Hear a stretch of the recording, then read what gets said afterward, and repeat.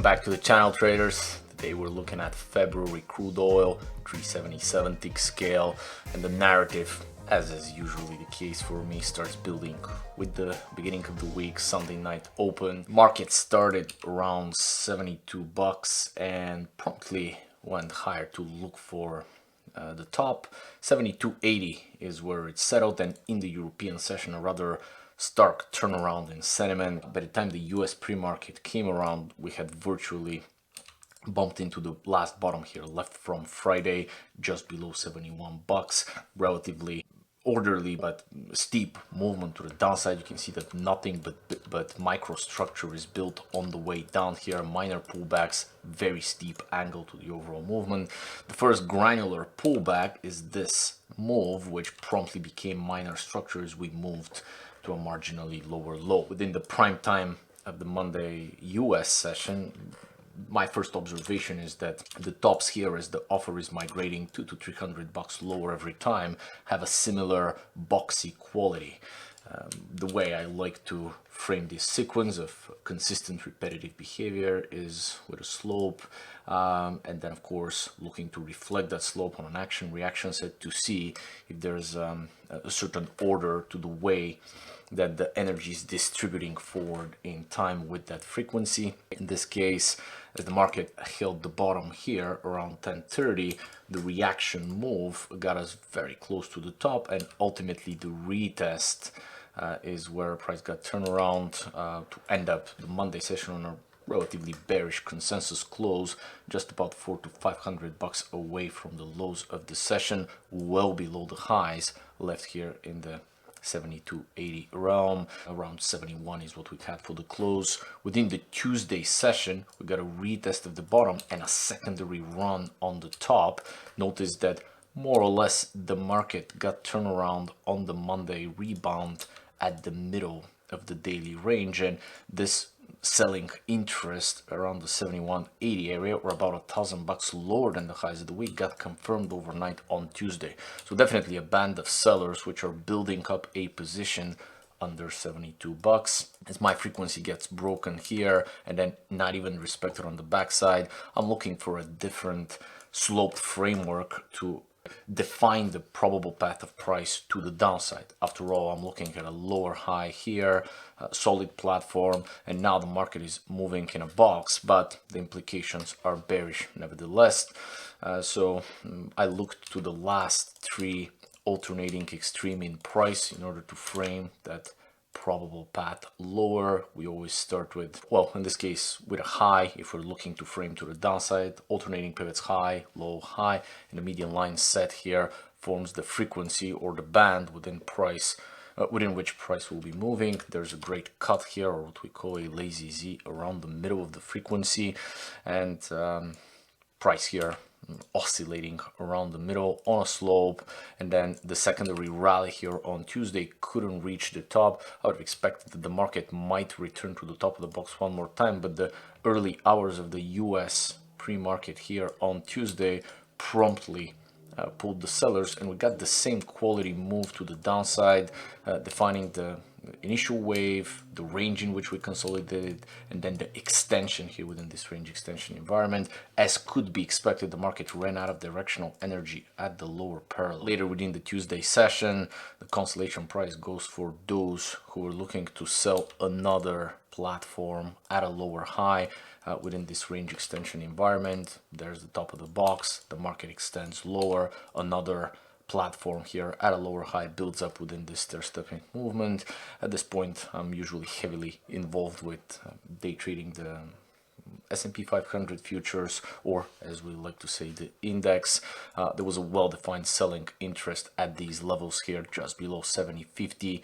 So definitely about $1,000 move here within the late morning session, just before the end of the lunch hour. Looking at the overall progress of this market so far on the week, we're looking at a $3.50 range top to bottom here, and this is an empirical observation and a common behavior on the weekly scale for crude oil. It tends to lock itself into 3.5 to 4, sometimes as large as $4.50 boxes, and it tends to rotate within these ranges a few times before it moves on to different prices, whether higher or lower. At this point of the week, I'm much more interested in pursuing a long opportunity, as I believe that the market is closer to the bottom of its weekly range.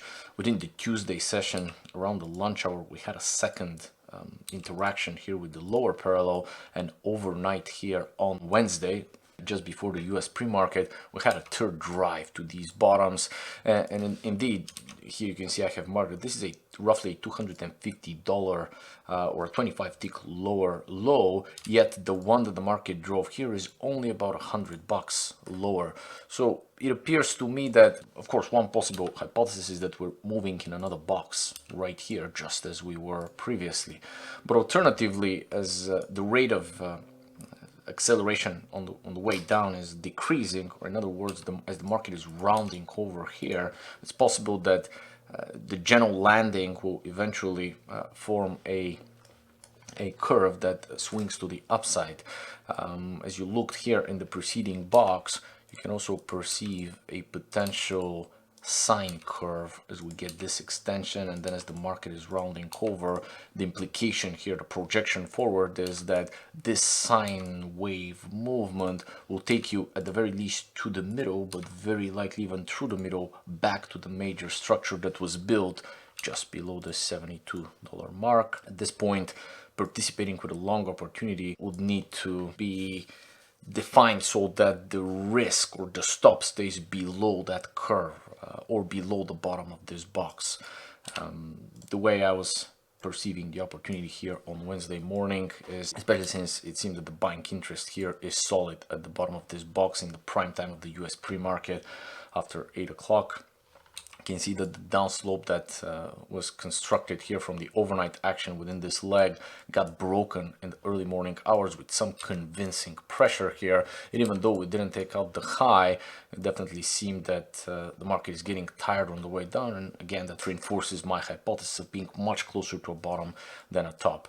I decided that an entry anywhere below 69.50 would allow my, in this case, $450 stop to be close enough to the bottoms to withhold within a round over here, or that four-dimensional curve which is supposed to hold the market before the corrective move higher. I did leave an order here and got filled just after the end of our real-time live morning class or morning session, pre-market session at Tape-reading Concepts. An even better entry for this position would have been down at the door around 69.30.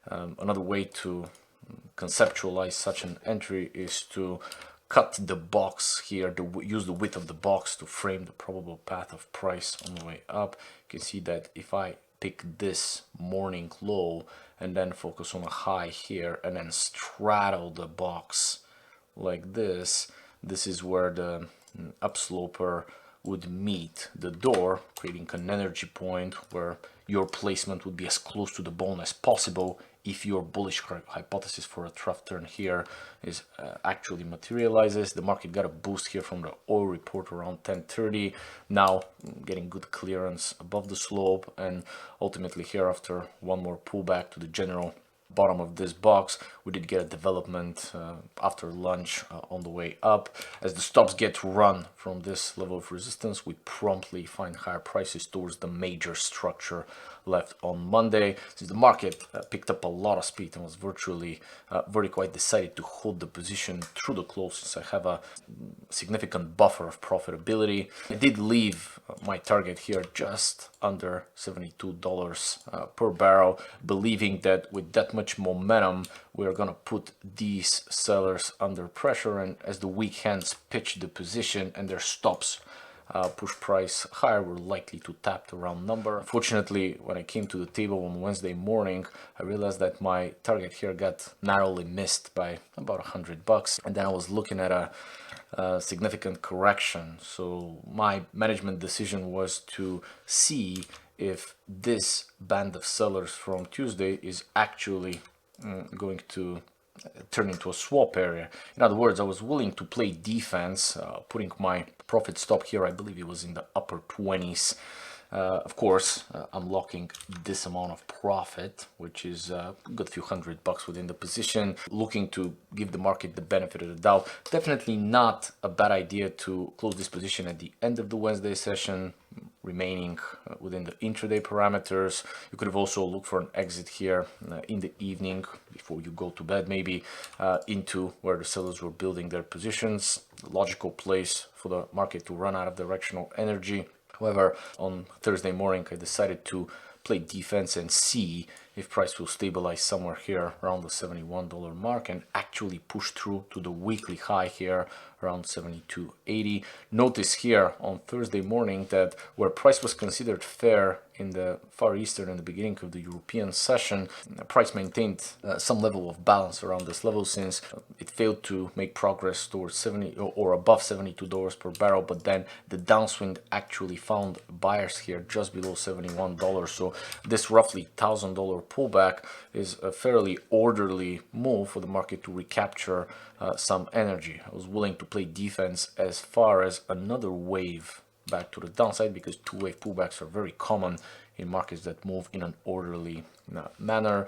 The support here built up on a horizontal basis. You can see that we got a retest here just under $71, but ultimately price rallied into the prime time here after 10 o'clock and got very close to the top. Because of the runaway quality of this market, I was even willing to sit in the trade a little longer, see if I actually get some progress towards $73. But as soon as I got a micro shoulder and a limit sell bar here, I decided that it's probably best to not get greedy on a rather slow week and close the position within my initial mean reverting hypothesis. I ended up with a 6.66, I believe it was. Yeah, so that's 6 2/3 handles based on the initial risk, $300 per contract, or $3 in the price of crude between the lows and the highs of the week. The market going within that full rotation within its habitual $3.50 box. I did attempt to pick up a second leg for a retest of the top, or again maybe a rally above $73. Two-wave pullback here. I took the position right before the closing bell on the backside of this frequency, but as the market dipped below, I decided to abandon this idea in the early post market, and indeed that seemed to be the right decision, because the market went all the way down for a rotation to this bottom, which is the next place where it could run out of directional energy. Limited amount of trading for me this week, but definitely a logical proposition. Tapereading concepts, I do think how to build up these narratives about sentiment. We chart with a purpose so that we can discover the high probability areas where placement makes sense, where price could run out of directional energy, and where you could trade close to the bone. In this case, this sine curve, or if you're preferring here the box analogy, the range extension to the downside, along with the empirical observation of $3.50 boxes, which the market tends to habitually form. This is what forms the premise, and the rest is a game of chance with very savvy reward versus risk parameters. Let me know if you have any questions in the comment section below. This is Nikolai at Tapereading Concepts, and I'll catch you in the next video.